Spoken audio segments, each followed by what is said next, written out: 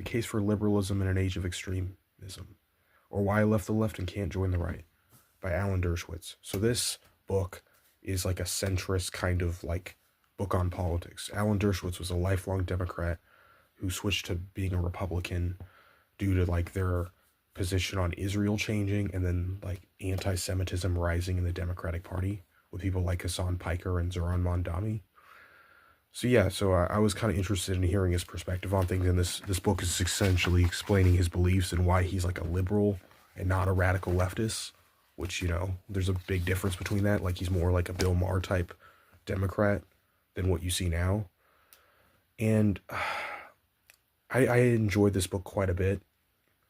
I don't agree with a lot of what he says, but there's stuff here where his like version of liberalism, which is based off of what John Stuart Mill's believes, and it's kind of similar to libertarianism in some ways, but he carves out like exceptions for people's like freedoms. Like he's okay with forcing people to wear seatbelts, even though that violates their freedom.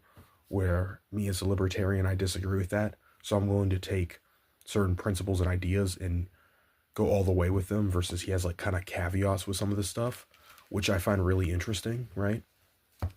And yeah, so this was a well-written book. Alan Dershowitz is a talented author.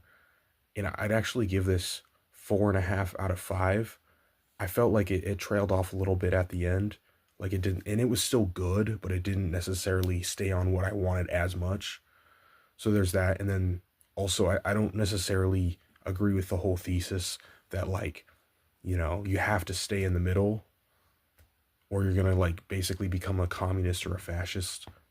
So I don't agree with that. But overall, this was a good book, and yeah, so 4.5 stars out of 5.